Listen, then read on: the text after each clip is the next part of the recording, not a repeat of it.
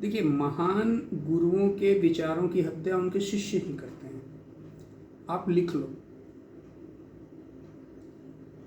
गौतम बुद्ध की मृत्यु आज से लगभग 2500 साल पहले कुशीनगर में हुई थी। कुशीनगर उत्तर प्रदेश के निकट एक स्थान है। कुशीनगर के उस समय शासक मल्ल वंश के लोग थे। तो जैसे ही बुद्ध की मृत्यु हुई, जिन्हें बौद्ध धर्म में महापरिनिर्वाण के नाम से जाना जाता है, उनके मृत शरीर की पूजा शुरू हो गई। 1 सप्ताह तक उनके मृत शरीर की पूजा की गई। उसके उपरांत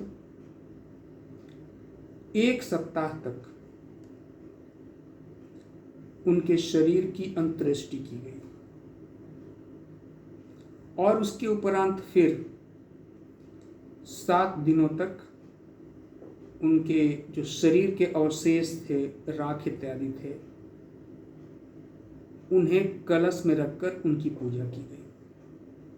यानी कि ये पूरा जो मृत्यु के बाद का आयोजन था वो 21 दिन तक चला। गौतम बुद्ध का जन्म शाक्य वंश में हुआ था, इसलिए नियमतः उनके अवशेषों को शाक्य वंश के राजा को दिया जाना चाहिए था, जो उस समय कपिलवस्तु नामक स्थान के शासक थे। लेकिन ऐसा नहीं हुआ। सारे उत्तर भारत के बड़े बड़े राजे, रजवाड़े और उनके प्रतिनिधि कुशीनगर पहुंच गए और कुशीनगर में पहुंचकर उन्होंने बुद्ध के अवशेषों पर अपना अधिकार जताया। बिल्कुल युद्ध जैसी स्थिति खड़ी हो गई। एक व्यक्ति जो तमाम उम्र अहिंसा और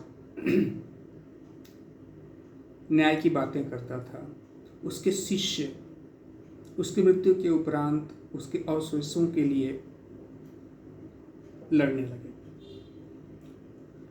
उस समय एक ब्राह्मण जिसका नाम द्रोण था मध्यस्थता करता है और बुद्ध के अवशेषों को कई भागों में बांटकर वहाँ जितने बड़े राजा थे या उनके प्रतिनिधि थे, उनके बीच उसका वो वितरण करता है। ये ब्राह्मण और बुद्ध के बीच का बड़ा तगड़ा संपर्क है। यहाँ पर पाली भाषा में ब्राह्मणों की राजधानी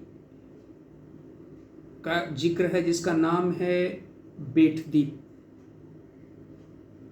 बेटद्वीप दरअसल पाली का शब्द है। संस्कृत में इस जगह के बारे में विष्णु द्वीप के नाम से चर्चा की गई है, या फिर अगर आप संस्कृत में एक और नाम उनके लिए इस्तेमाल हुआ है, द्रोणगामा। तो द्रोणगामा, बेटद्वीप और विष्णु द्वीप, ये तीनों स्थान एक ही हैं जहाँ पे ब्राह्मण शासक थे। बुद्ध के अवशेषों का एक महत्वपूर्ण हिस्सा इन ब्राह्मणों को भी दिया गया। अब ये बताइए कि जो लोग बुद्ध और ब्राह्मणों के बीच या बौद्ध धर्म के अनुयायियों और ब्राह्मणों के बीच संघर्ष की बात करते हैं, क्या वे इस सवाल का जवाब दे सकते हैं कि बुद्ध की मृत्यु के बाद उनके शरीर के अवशेषों को ब्राह्मणों को क्यों दिया गया था? ये ब्राह्मण द्रोण जाति के थे। द्रोण, जिनके बारे में अब ज़्यादा लोगों को पता नहीं है। इतिहास की किताबों में इन ब्राह्मणों के बारे में ज़्यादा जिक्र नहीं होता है। हमें समझने की ज़रूरत है कि महान जो आत्माएं हैं, जो संत हैं, उनके विचारों की हम हत्या न करें। सिर्फ बुद्ध ही नहीं, बल्कि कबीर और उनके शिष्यों की कहानी भी बड़ी दिलचस्प है। महात्मा कबीर तमाम उम्र अंधविश्वास, गैर जरूरी कर्मकांडों और धार्मिक प्रोपेगेंडा के खिलाफ संघर्ष करते रहे। उनकी जब मृत्यु होती है तो उनके शिष्य, जिसमें हिंदू और मुसलमान 2 ग्रुपों में बंट जाते हैं और आपस में लड़ने लगते हैं कि इनके शरीर की अंत्येष्टि होगी कि उसे दफनाया जाएगा। और फिर अचानक चमत्कार होता है। चमत्कार कैसा होता है कि कबीर का शरीर गायब हो जाता है और गायब शरीर के स्थान पर कुछ सफ़ेद फूल पड़े मिलते हैं। अब सोचिए, एक महान संत जिसने तमाम उम्र चमत्कारों के खिलाफ संघर्ष किया, उनके शिष्यों ने उनकी मृत्यु के उपरांत ही चमत्कारों का जिक्र करना आरंभ कर दिया। बुद्ध से जुड़ी कई कहानियां हैं। सांची के स्तूप के बारे में आपने सुना होगा। वहाँ एक बहुत बड़ा सा द्वार है।